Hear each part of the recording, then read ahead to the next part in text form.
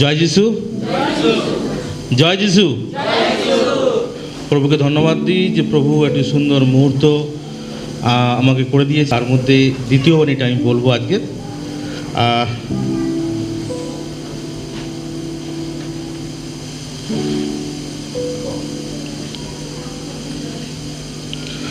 আরেকটিবার প্রভুকে ধন্যবাদ দিই। প্রভু একটি সুন্দর সময় দিয়েছে তার বাক্য থেকে বলার। আমি দ্বিতীয় বাণীর সম্বন্ধে আজকের আপনাদের কাছে আপনাদের সঙ্গে আলোচনা করব। আর এতক্ষণ ধরে আমরা শুনলাম সিস্টার মিতা, তিনি প্রথম বাক্য সম্বন্ধে আলোচনা করলেন। মূলত আমরা শুনলাম যে এটি প্রভু যিশুর ক্রুশের উপরে দেওয়া প্রথম বাণী এবং যে বাণীটি ক্ষমাদানের বাণী। প্রভু যিশু পিতার কাছে প্রার্থনা করছিল, পিত ইহুদিকে ক্ষমা করো, কারণ ইহারা কী করিতেছে তা জানে না। প্রভু যিশু সমস্ত মানব জাতির জন্য পিতার কাছে প্রার্থনা করছিল, ক্ষমা প্রার্থনা করছিল, যেন যে কুৎসিত যে অপব্যবহার তার সন্তান তার পুত্রের প্রতি করা হয়েছিল, যেন পিতা সেই অনুযায়ী তাদেরকে সেই মানব জাতিকে ফল না দেয়, কিন্তু কি করে? ক্ষমা করে। এখন আমরা শুনব প্রভু যিশুর ক্রুশের উপর দিয়ে দেওয়া সেই দ্বিতীয় বাক্য। দ্বিতীয় বাক্যটি অ্যাকচুয়ালি একটি অতি গুরুত্বপূর্ণ বাক্য, আর এটি একটি প্রত্যাশাপূর্ণ এবং এটি একটি অনুগ্রহপূর্ণ বাক্য, আর একটি অতি পাওয়ারফুল বাক্য। এখানে প্রভু যিশু ক্রুশের উপর দিয়ে প্রতিশ্রুতি করছে মানব জাতির কাছে তাদের উদ্ধারের জন্য। প্রভু একটা কমিটমেন্ট, একটা প্রমিস করছে মানব জাতির কাছে যে তিনি সে সমস্ত মানব জাতিকে উদ্ধার করার জন্য তিনি প্রতিজ্ঞা করছেন। আর যখন আমরা দেখি সেই ক্রুশীয় প্রেক্ষাপটকে বিভিন্ন দিক থেকে, যখন প্রভু যিশু ক্রুশের উপরে ছিল তখন বিভিন্ন দিক থেকে প্রভুর উপরে ঠাট্টা, উপহাস, কুৎসিত ব্যবহার, অপব্যবহার এবং গালিগালাজ, বহু রকমের জিনিস ঘটছিল সেখানে। সেই অধ্যাপকের দল, ইংলিশে যাতে রুলার্স, তারা এসে প্রভু যিশুকে ঠাট্টা করছে এইভাবে যে এই ব্যক্তি যে অন্যর পাপ ক্ষমা করত, এই ব্যক্তি যে অন্যকে উদ্ধার করত, আজ সে নিজেকে উদ্ধার করে দেখাক। কিন্তু ঠাট্টার মধ্যে দিয়ে এই কথাটা সে প্রভু যিশুর সম্বন্ধে বলছিল। নিচে দাঁড়িয়ে থাকা সেই সৈন্যদল যারা যিশুর আশেপাশে ছিল এবং বিভিন্নভাবে যিশুকে অত্যাচার করছিল, তারাও পর্যন্ত যিশুর উপহাস করলো। তারা যিশুর বস্ত্রগুলো নিয়ে গুলিবাট করলো, গুলিবাট মানে লটারি করলো এবং নিজেদের মধ্যে ভাগ করে নিল।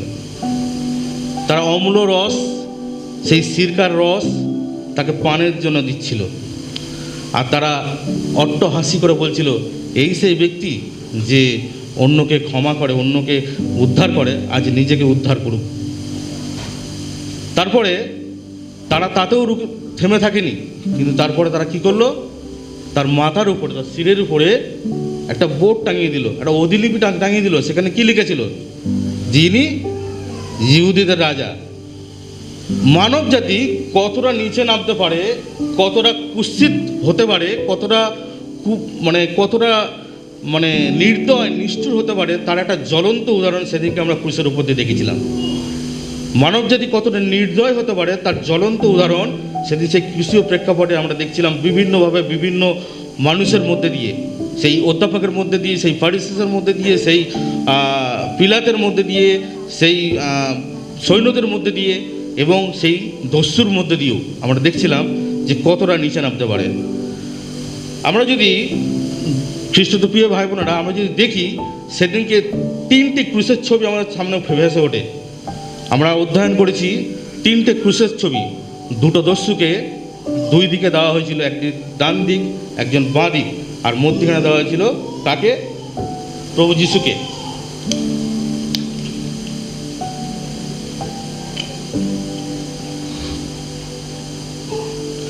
ক্রুশের উপরে যখন 3 জন অবস্থিতি করছিল, দুঃখ ভোগ করছিল, কষ্ট করছিল, জ্বালা যন্ত্রণায় যখন তারা ছটফট করছিল ক্রুশের নিচে, সেখানে অনেক কোলাহল হচ্ছিল।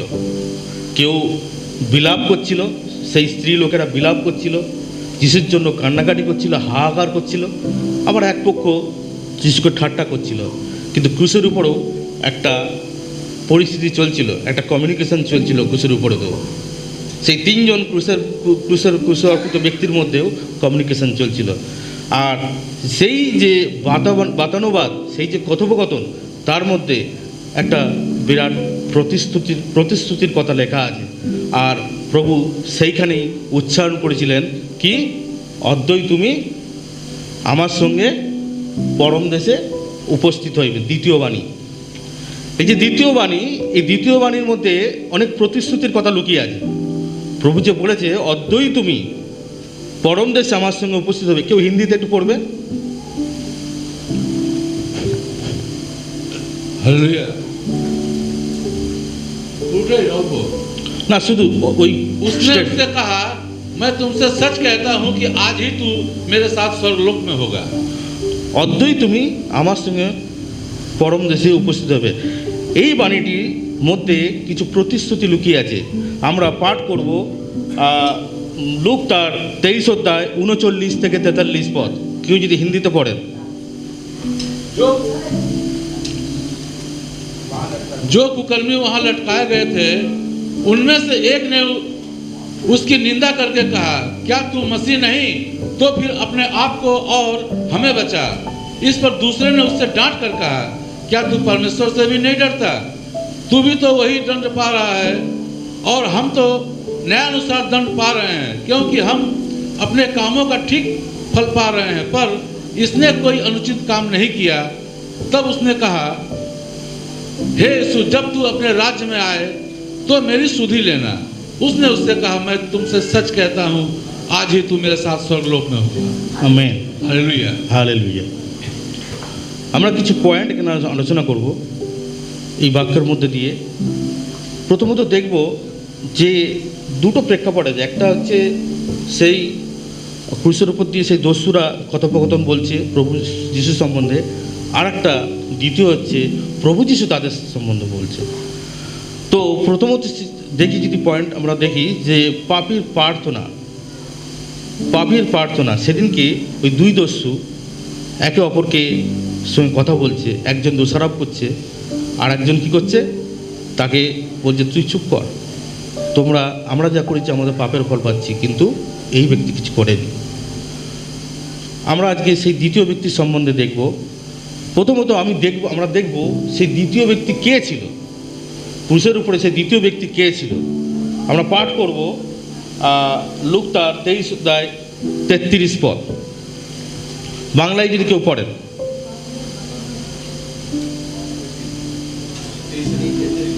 23-33। না, আমি পড়ে দিচ্ছি।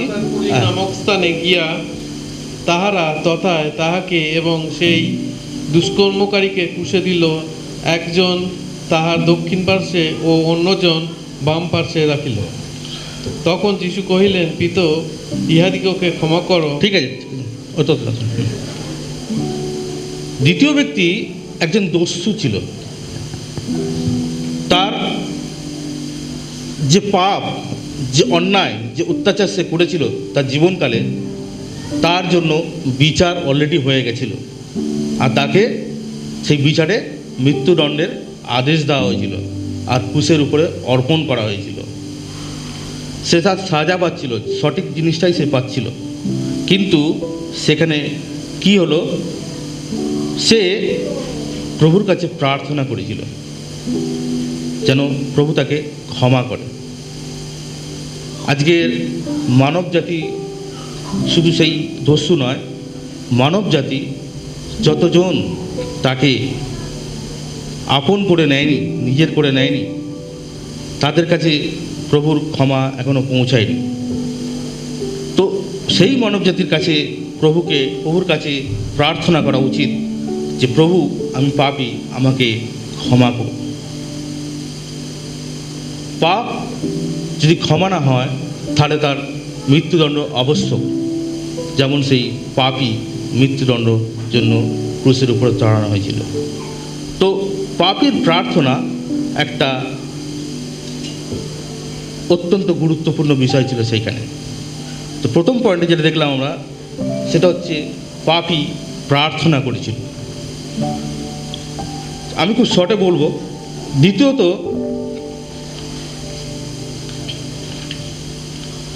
আমি যদি দেখি দ্বিতীয় পয়েন্ট, সেখানে প্রভুর স্বীকারোক্তি, কনফেশন। সেখানে লুক তার 40 আর 41 পদ যদি পড়ি আমরা,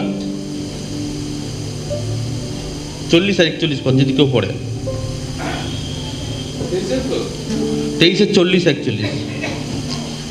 इस पर दूसरे ने उससे डांट कर कहा, क्या तू परमेश्वर से भी नहीं डरता? तू भी तो वही दंड पा रहा है और हम तो न्याय अनुसार दंड पा रहे हैं, क्योंकि हम अपने कामों का ठीक फल पा रहे हैं, पर इसने कोई अनुचित काम नहीं किया। সে পাপী, সেই দস্যু সেদিন জেনেছিল যে সে পাপী, যে দণ্ড সে পাচ্ছে ন্যায়সঙ্গত দণ্ড পাচ্ছে, তার সঙ্গে কোনো অন্যায় করা হয়নি। এমন নয় সে দোষী ছিল না আর তাকে ক্রুশের উপর চড়ানো হয়েছিল, কিন্তু সে দোষী ছিল বলেই তাকে মৃত্যুদণ্ডের আদেশ দেওয়া হয়েছিল। রোম্যান্স যখন রুলিং করতো, তখন তাদের মধ্যে যদি সবচেয়ে জঘন্যতম পাপী যদি থাকতো, যত জঘন্যতম কাজ যে করতো, তাকেই ক্রুশের উপর চড়ানো হতো। তো তিনি একজন সেই যে জঘন্যতম কাজ করেছে তার স্বীকারোক্তি, তার কনফেশন সে প্রভুর কাছে করেছিল, আর প্রভু তাকে সেইখান থেকে উদ্ধার করেছিল। আমরা দেখি এই যে মানব জাতি, আমাদের মানব জাতির মধ্যেও সেই কনফেশন দরকার আছে। আমরা অনেকেই উপলব্ধি করি আমি পাপী, কিন্তু অনেকে স্বীকার করতে ভয় পায়, আমাদের পাপের কথা বলতে ভয় পায়। অনেকেই আমরা জানি পাপী, কিন্তু সঠিক জায়গায় গিয়ে ক্ষমা চাইতে ভয় পায়। অনেকেই জানি আমরা পাপী আর আমরা প্রভু যিশুর কাছে ক্ষমা চাওয়া দরকার আছে, কিন্তু অনেক সময় ওপেনলি আমরা সেটা স্বীকার করি না। অনেকেই জানি আমরা পাপী, কিন্তু আমরা কি করি, আমরা দু নৌকায় পা দিয়ে চলি। আমরা এখানেও যাই নিজের পাপ স্বীকার করতে, ওখানেও যাই নিজের পাপ স্বীকার করতে, কিন্তু সঠিক জায়গায় আমরা যাই না। প্রভু যিশুকে আমরা স্বীকার করি না, প্রভু যিশুকে ওপেনলি আমরা ডিক্লেয়ার করি না আমাদের মুক্তিদাতা রূপে। তো এখানে আমাদের দরকার আছে যেন আমরা সেই স্বীকারোক্তি দিই, প্রভু যিশুকে বলি আমরা পাপী আর আমাদের পাপ থেকে ক্ষমা করো। আমরা জানি সেই গল্প, সেই লুক তার 18 অধ্যায় 10 থেকে 17 পদে লেখা আছে,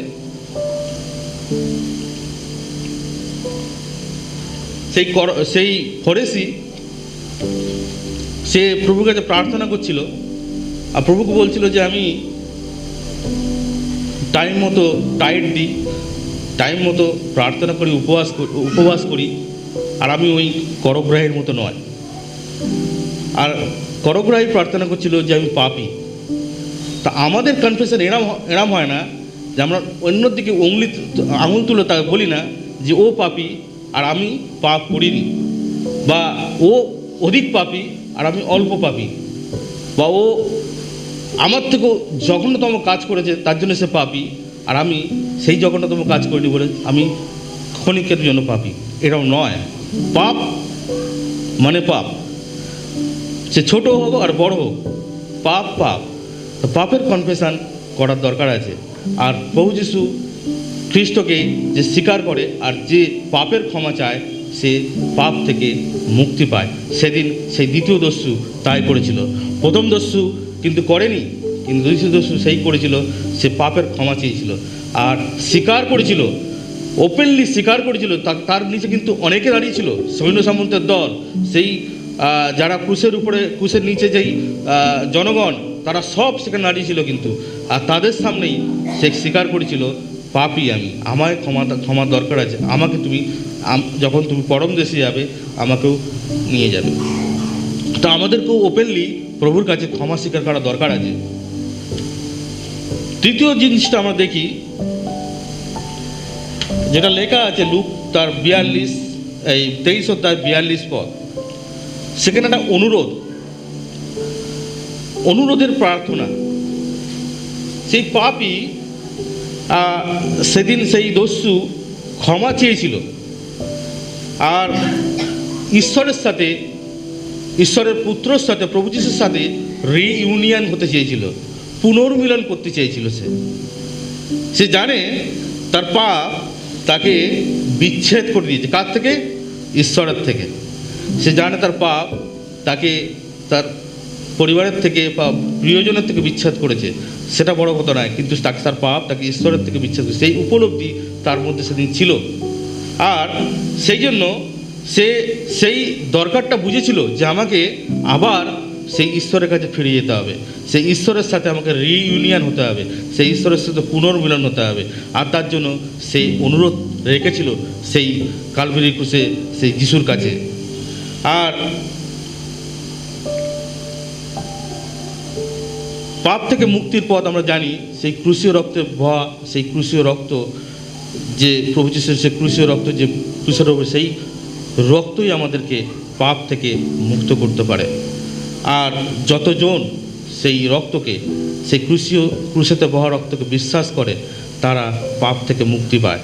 আমাদেরকে অনুরোধ করতে হবে, আমাদেরকে ঈশ্বরের কাছে জানাতে হবে, ঈশ্বরের কাছে প্রার্থনা করতে হবে, ঈশ্বরের কাছে মিনতি করতে হবে, বা ঈশ্বরের কাছে কনফেস করতে হবে যে আমাদের সেই পাপ থেকে আমাদের মুক্তি করুক আর আমাদেরকে ঈশ্বরের সান্নিধ্যে নিয়ে আসুক, যেখান থেকে আমরা এক সময় ছিলাম কিন্তু এখন নেই। কিন্তু আবার যদি আমি ঈশ্বরের কাছে সেই মিনতি করি, সেই অনুরোধ করি, প্রভু আমাকে আবার সেই জায়গায় নিয়ে আসবে, আবার আমাকে তার সঙ্গে বসার, তার সঙ্গে ফেলোশিপ করার সুযোগ করে দেবে। আমরা যদি সেই ফেলোশিপের সুযোগ না পাই, সেই পাপ, সেই অনুরোধ যদি না করি, সেই পাপ থেকে স্বীকার না করি, তাহলে আমাদের জীবনে কি ঘটবে? আসুন আমরা পড়ি, আমাদের বাইবেল থেকে পড়বো আমরা রেভেলেশন তার 12 পদ আর 15 পদ, চ্যাপ্টার 20 ভার্স 12 and 15। যদি কেউ হিন্দিতে বা এতে পড়ে, বাংলায় প্রকাশিত বাক্য 20, 12 আর 15।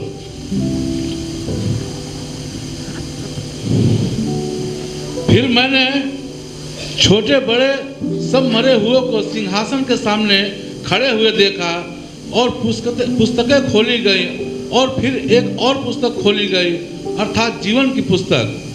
और जैसा उन पुस्तकों में लिखा हुआ था, वैसे ही उनके कामों के अनुसार मरे हुए का न्याय किया गया। समुद्र ने उन मरे हुए को जो उसमें थे दे दिया, और मृत्यु और अधोलोक ने उन मरे हुए को जो उनमें थे दे दिए, और उन में से हर एक के कामों के अनुसार उनका न्याय किया गया। 15 पद। मृत्यु और अधोलोक आग की झील में डाले गए। यह आग की झील दूसरी मृत्यु है, और जिस किसी का नाम जीवन की पुस्तक में लिखा हुआ न मिला, वो आग की झील में डाला गया। Hallelujah, hallelujah, hallelujah. আমাদেরকে সাবধান হতে হবে। জীবন পুস্তকে নাম লেখার একমাত্র উপায় প্রভু যিশুকে স্বীকার করা, প্রভু যিশুকে আপন করে নেওয়া, তার সেই ক্রুশের উপরে সেই বলিদানকে স্বীকার করে নেওয়া। আর আমরা পাপী, আমাদের সেই পাপের জন্য প্রভু যিশুর কাছে আমাদেরকে যেতে হবে, প্রভু যিশুর কাছে প্রার্থনা করতে হবে, অনুরোধ করতে হবে, তবে আমরা সেই পাপের মুক্তি পাবো। যতজন প্রভুকে স্বীকার করে ততজন প্রভুর মুক্তি পাইবে। আর যতজন প্রভু যিশুকে স্বীকার করে না, তারা প্রভুর সেই মুক্তি পায় না, আর তাদের জন্য সেই জীবন পুস্তকে নাম লেখা থাকে না। জীবন পুস্তকে নাম লেখাতে গেলে একমাত্র একটাই উপায়, সেটা প্রভু যীশু খ্রিস্টকে স্বীকার করে নেওয়া। চতুর্থ যে পয়েন্ট আমি আলোচনা করব সেটি হচ্ছে স্বীকৃতি, মানে একনলেজমেন্ট, রেকগনাইজেশন। এটা লুক তার 23 অধ্যায় 41 আর 42 যদি আমরা পড়ি, আমরা সেখানে সেই যদি কেউ পড়ে 41 আর 42 আরেকবার।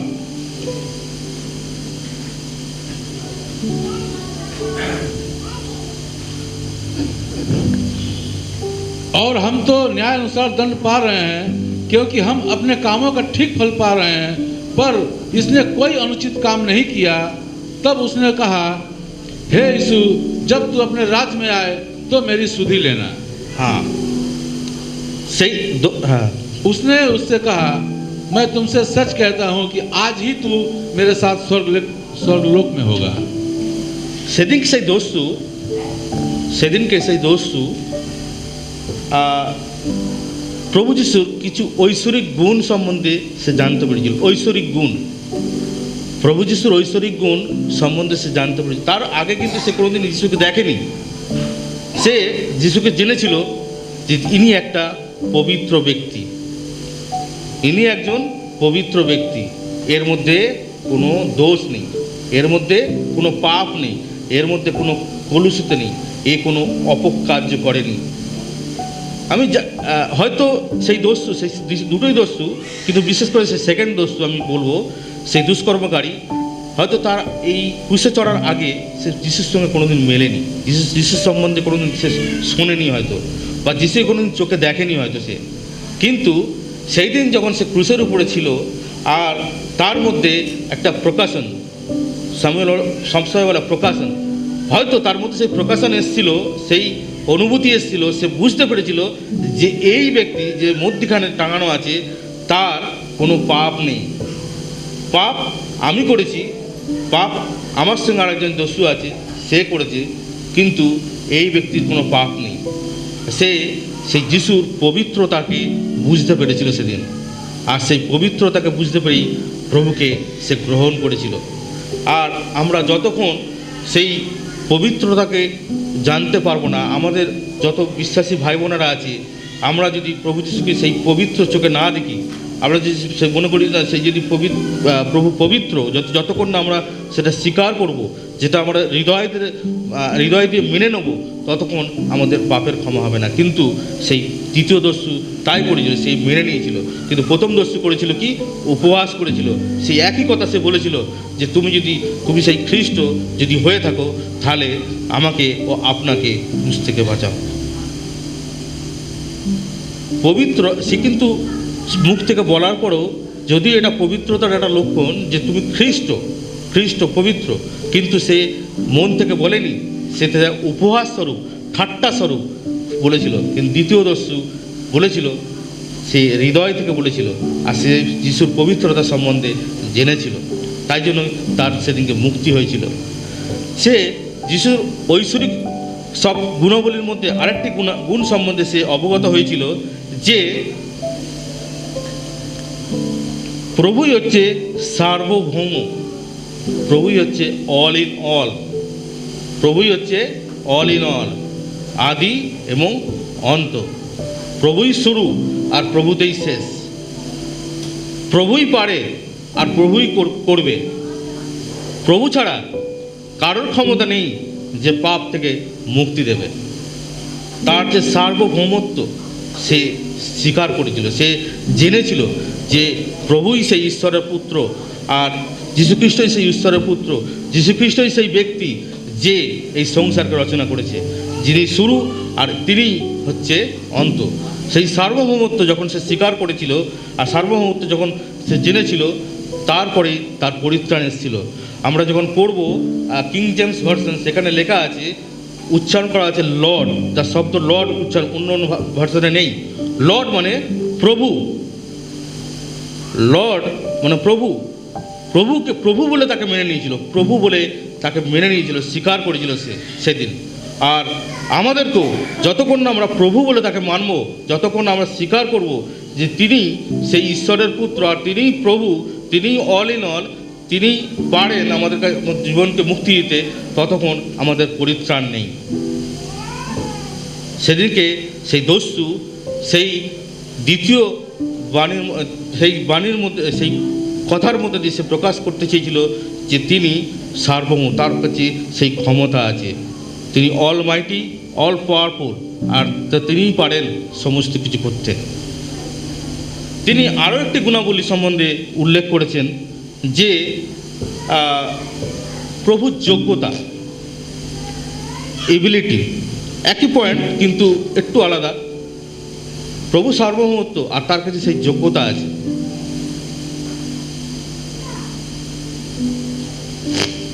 সমাজ আমাদেরকে অনেক রকমভাবে আমাদেরকে আশা দেয় যে আমি এই করতে পারি, আমি ওই করতে পারি, আমি করতে পারি, প্রত্যাশা দেয়। কিন্তু আদৌ কি সমাজ সব কিছু করতে পারে? আদৌ কি সমাজ, আদৌ কি মানব জাতির কিছু অংশ পাপ থেকে পরিত্রাণ দিতে পারে? সেই যোগ্যতা তাদের মধ্যে নেই, সেই যোগ্যতাটা তাদের দেওয়া হয়নি, সেই অথরিটি তাকে দেওয়া হয়নি। অথরিটি একটা ব্যক্তির মধ্যেই ছিল, আর একটা ব্যক্তির মধ্যেই আছে, সেটা হচ্ছে প্রভু যীশু খ্রিস্ট। আর সেদিনকে সেই দস্যু তার সেই ক্রুশের উপরে সে বুঝতে পেরেছিল যে প্রভু যীশু খ্রিস্টের কাছেই সেই অথরিটি আছে যে পাপ থেকে আমাদেরকে বাঁচাতে পারে, সেই যোগ্যতা আছে যে যোগ্যতা দিয়ে আমাদেরকে উদ্ধার করতে পারে। এতক্ষণ ধরে আমরা প্রথম পার্টটা দেখলাম যেখানে দুই দস্যুর মধ্যে কথোপকথন, আর তারা কিরমভাবে প্রভুর সম্বন্ধে কথা বলছে। বিশেষ করে দ্বিতীয় দস্যুর সম্বন্ধে আমরা দেখলাম।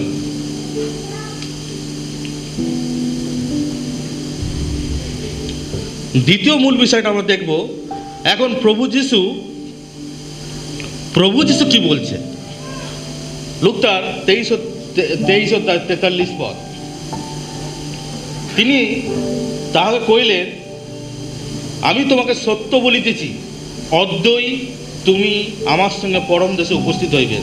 আমি তোমাকে সত্য বলিতেছি, অদ্যই তুমি আমার সঙ্গে পরম দেশে উপস্থিত হইবে। একজন পরিত্রাতা হিসাবে, পরিত্রাণকর্তা হিসাবে তার প্রতিশ্রুতি তিনি দিয়েছিল সেই দ্বিতীয় দস্যুকে। সেই প্রতিশ্রুতি আমরা দেখলাম এতক্ষণ ধরে। আর প্রতিশ্রুতির মধ্যে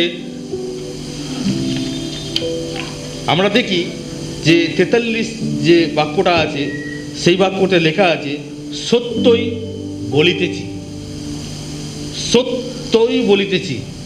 আমি বাইবেলে যখন পড়ি, আপনারা পড়ে দেখবেন বাংলাতে লেখা আছে সত্য সত্য আমি বলিতেছি, সত্য আমি বলেছি, সত্য সত্য আমি বলেছি। বহুবার উল্লেখ আছে এরকম কথা। সত্য মানে একটা নিশ্চিত, নিশ্চয়, হবেই হবে, এর বাইরে কিছু হতে পারে না, হবেই হবে, একটা নিশ্চিত বাক্য সেদিনকে প্রভু দিয়েছিল। প্রভু কিন্তু একটা জিনিস করেনি, প্রভু ইতস্তত করেনি। যখন সেই দস্যু প্রভুকে বলছিল যে প্রভু, যখন আপনি আপনার রাজ্যে আসবেন আমাকে আনবেন, প্রভু কিন্তু ইতস্তত বোধ করেনি। প্রভু কিন্তু এটা বলেন, ইতস্তত প্রভু কিন্তু দ্বিধাবোধ করেনি, বা ক্ষণিক্ষণের জন্য বলে হিন্দিতে কী বলে ইতস্তত?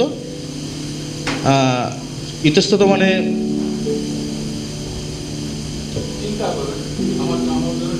হ্যাঁ, ইতস্তত করতে পারবো কি পারবো না, হবে কি হবে না, প্রভু কিন্তু ইতস্তত করেনি।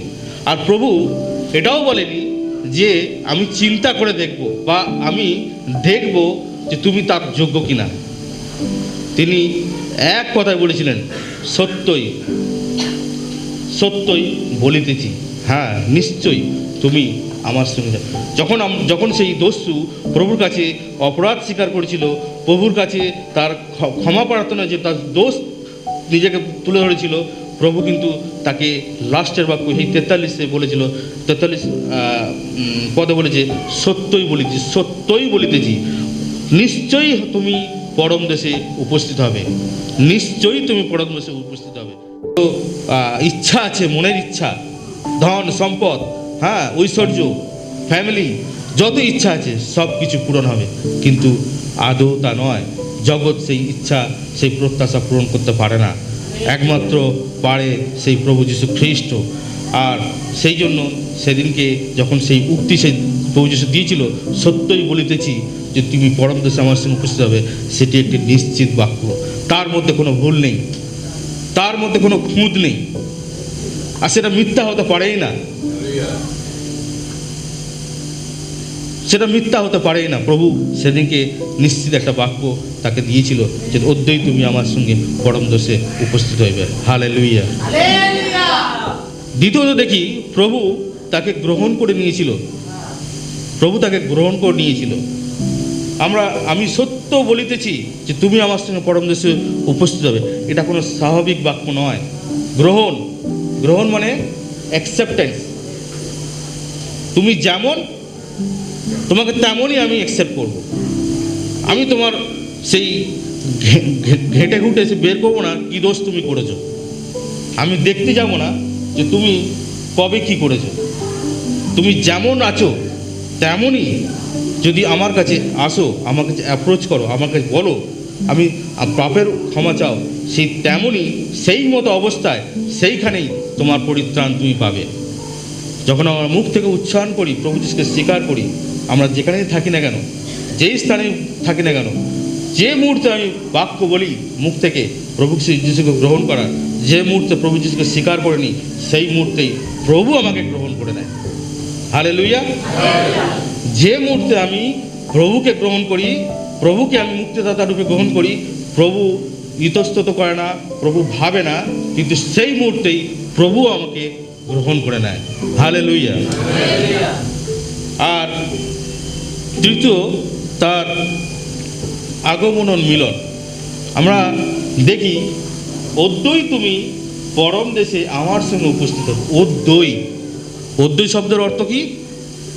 আজই, আজই তুমি আমার সঙ্গে পরম দেশে যাবে। আজই, কাল নয়, পরশু নয়, তরশু নয়, ওয়েটিং লিস্টে রাখিনি যে দেখছি আমার আরও অনেক সন্তান আছে, তারা আমার সঙ্গে সারা আমার মিনিস্ট্রি পিরিয়ডে আমি যখন প্রচার মানে প্রভুর কার্য করছে, তা আমার সঙ্গে ঘুরছে সেই 12 শিষ্য, সেই আরও অনেকে যারা প্রভুকে বিশ্বাস তারা আছে, তাদেরকে আগে দেখবো, তারপরে তোমাকে দেখবো।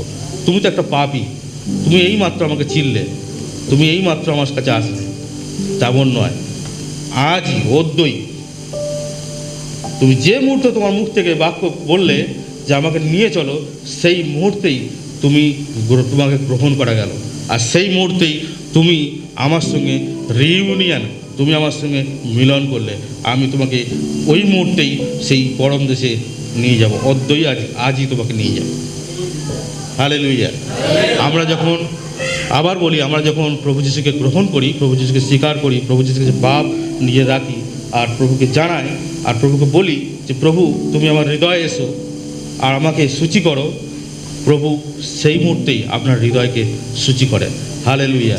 প্রভু সেই মুহূর্তেই আপনাকে গ্রহণ করে নেয়, প্রভু সেই মুহূর্তে আপনার সঙ্গে মিলিত হয়, আর প্রভু সেই মুহূর্তেই প্রভুর সঙ্গে আপনি একটা ফেলোশিপের মধ্যে আসেন।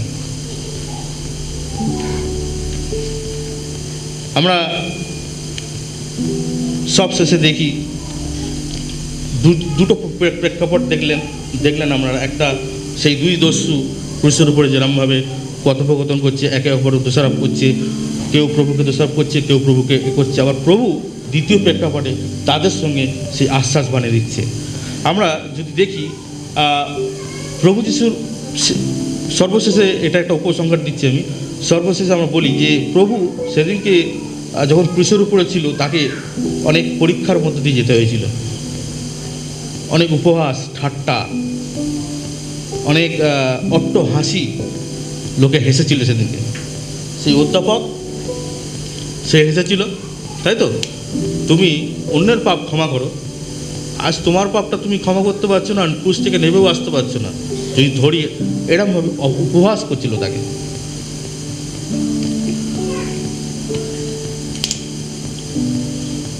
সেই দোস্ত তাকে উপহাস করছিল।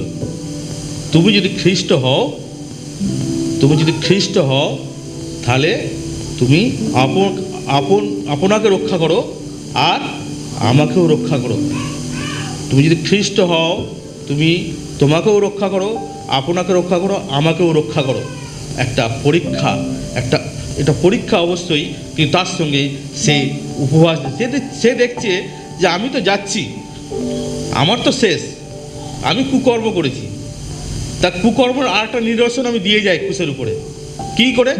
প্রভু যিশুর কাছে, প্রভু যিশুর সম্বন্ধে অট্ট হাসি ঠাট্টা উপহাস করে আর একটা পাপের সঙ্গে সে জড়িয়ে গেল। তার কাছে কিন্তু পরিত্রাণ উপস্থিত হয়েছিল সেদিকে, পাশেই তার পরিত্রাণ ছিল, কিন্তু সেই পরিত্রাণকে সে গ্রহণ করেনি, সে উপহাস করে দিয়েছিল, ঠাট্টা করে দিয়েছিল। আর আমরা যদি দেখি সেই অধ্যাপকরাও একই জিনিস করেছিল, যে তুমি এতজনকে পাপ থেকে উদ্ধার করলে, আজ তুমি নিজেকে পাপ থেকে উদ্ধার করতে পারছো, একই বিষয়। আমরা যদি দেখি সেই দিয়াবল একই জিনিস করেছিল, তুমি যদি ঈশ্বরের পুত্র হও তাহলে কি, তুমি যদি ঈশ্বরের পুত্র হও উপর থেকে ঝাঁপিয়ে পড়ো আর তোমাকে রক্ষা করা যায়, তাই তো? সেটাও একটা উপহাস করেছিল, উপহাসের মধ্যেই পড়ে যায়।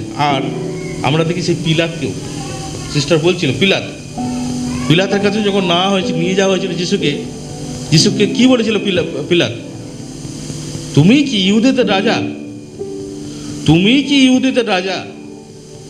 উপহাস করা হয়েছিল। আর সেই দিন সেই দস্যুদের কাছে, সেই প্রথম দস্যুর কাছে পরিত্রাণ এসেছিল, সেই প্রথম দস্যুর কাছে পরিত্রাণ এসেছিল, তার পাশেই উপস্থিত ছিল পরিত্রাণ, তার পাশের ক্রুশেতেই সেই পরিত্রাণের ব্যক্তি ক্রুশে টাঙানো ছিল, কিন্তু তিনি উপহাসের ছলে তাকে উড়িয়ে দিয়েছিল, তার পরিত্রাণ সে পায়নি, ঠাট্টা করেছিল। কিন্তু অপরদিকে যে দেখি সেই ব্যক্তি, সেই দ্বিতীয় ব্যক্তি গ্রহণ করেছিল আর উপহাস করেনি, আর তার জন্য সে মুক্তি পেয়েছিল। আজকের আমাদেরও সময় এখনও পর্যন্ত আমাদের হাতে আছে, আমরা কতবার প্রভুকে উপহাস করি, প্রভুকে ঠাট্টা করি। আমরা আদৌ হয়তো অনেক জেনে বা অজান্তে প্রভুকে ঠাট্টা করে থাকি।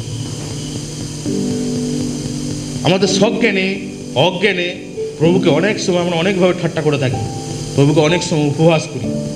প্রভুর সেই সার্বভৌমত্বকে, সেই ডিভাইনিটিকে, সেই প্রভুর ঈশ্বরীয় সেই গুণকে আমরা মানি না। যখন আমরা কখন করি না, যখন আমি মনে সন্দেহ করি প্রভুর বিষয়ে, যে হবে তো, প্রার্থনাটা তো করলাম, হবে তো, এটা তো চাইলাম, পাবো তো, আমরা প্রভুকে সন্দেহ করি, সেটাও একটা উপহাসের মধ্যে পড়ে। আর যতক্ষণ আমরা প্রভুকে আপন করে নেবো না, তার ডিভাইনিটিকে, তার সেই স্বর্গীয় গুণকে আমরা যদি আপন করে নেবো না, যতক্ষণ তাকে স্বীকার করে নেবো না, তার অথরিটিটাকে স্বীকার করে নেবো না, ততক্ষণ আমাদের কাছে পরিত্রাণ নেই। আমরা যতই বিশ্বাস করি প্রভুকে, কিন্তু যতক্ষণ হৃদয় থেকে তাকে অ্যাকসেপ্ট করবো না, হৃদয় থেকে অ্যাকসেপ্ট করার একটাই উপায় বিশ্বাস করে থাকা। আর যতক্ষণ সেই জিনিসটা মনের মধ্যে আসবে না, সেদিন আমরা পরিত্রাণের দিকে আসবো না। আমরা যতই চার্চে আসি, যতই বাইবেল পড়ি, যতই আমরা জ্ঞান করি, কিন্তু যতক্ষণ না প্রভুকে সেই বিশ্বাস করব, প্রভুকে সেই অথরিটিটাকে মেনে নেবো, যত ডিভিনিটিকে মেনে নেবো, আর যতক্ষণ না প্রভুকে আমরা সেই অট্টহাসি, ঠাট্টা, উপবাস বিভিন্নভাবে মানে সজ্ঞানে অজ্ঞানে বন্দনা করব, ততক্ষণ প্রভুর মুক্তি আমাদের কাছে আসবে না। মুক্তি একটাই পথ, প্রভুকে সম্পূর্ণ হৃদয় দেওয়া হবে। আর সেদিনকে সেই দস্যু তার সম্পূর্ণ হৃদয় সে দিয়েছিল, সে একটি মাত্র অন্য বাক্য বলেনি যে প্রভু তুমি যদি পারো আমায় করো। সে ডাইরেক্ট তাকে বলেছিল প্রভু যিশুকে, যে আমাকে আপনি যখন আপনার রাজ্যে যাবেন আমাকে সেখানে আসবেন। একটা ডাইরেক্ট উক্তি সেটা হয়েছিল, তার মধ্যে কোনো ছলনা ছিল না, তার মধ্যে কোনো রকম স্বার্থপরতা ছিল না, তার মধ্যে ছিল না কোনো সেই বিদ্রুপ বা অট্টহাসি বা বিদ্রুপের কোনো ক্লেশ। সে প্রভুকে মন প্রাণ দিয়ে প্রভুকে গ্রহণ করেছিল আর প্রভুর কাছে প্রার্থনা করেছে তার রাজ্যে যাওয়ার জন্য। আর প্রভু তাকে তার রাজ্যে নিয়ে যাওয়ার জন্য সে আশ্বাস বানিয়ে দিয়েছিল আর বলেছিল, অদ্যই তুমি আমার সঙ্গে পরম দেশে উপস্থিত হইবে। আজকে আমরা যতজন প্রভুকে সেইভাবে স্বীকার করে নেবো, সেই তৃতীয় দস্যুর মতো মন প্রাণে প্রভুকে স্বীকার করে নেবো, মন প্রাণে প্রভুকে বিশ্বাস করব, আর প্রভুর অথরিটিটাকে আমরা গ্রহণ করব, প্রভুকে পরিত্রাণ রূপে গ্রহণ করব, তখন আমরা জানব যে প্রভু আমাদের মধ্যে উপস্থিত আর তার পরিত্রাণ আমাদের মধ্যে আছে। প্রভু তার বাক্যে আশীর্বাদ করুন।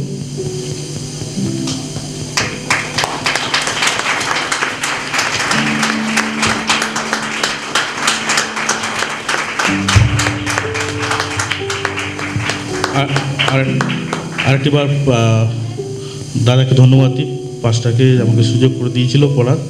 আর প্রভু এটা পরিকল্পনা ছিল বিশ্বাস করি, আর আমাকে প্রভু সাহায্য করেছে তার বাক্য বলতে। আমি প্রভুকে ধন্যবাদ দিই এবং দাদাকে, দিদিকে এবং তার পরিবারকে ধন্যবাদ দিই।